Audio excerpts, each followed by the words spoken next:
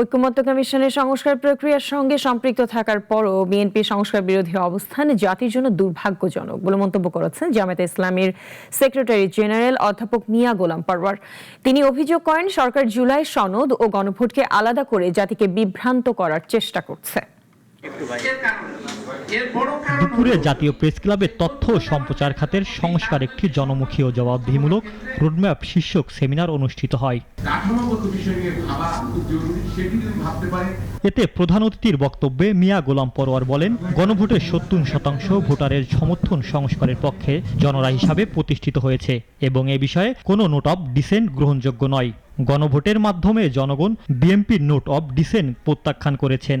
নির্বাচনের পরে মেজরিটির ক্ষমতার জোরে এই সমস্ত সংস্কার প্রক্রিয়া এবং হাতে তারা ভোট দিলেন, ৭০% ভোট দিলেন, সব ভুলে গিয়ে ১৮০% ইউচাপ দিয়ে বললেন যে এগুলো আমরা মানি না, এটা সংবিধানে নাই, রাষ্ট্রপতির এই আদেশের কোনো এখতিয়ার নাই, সংস্কার পরিষদ সংবিধান বিরোধী, এখানে শপথ দেওয়ার কোনো বিধান নাই।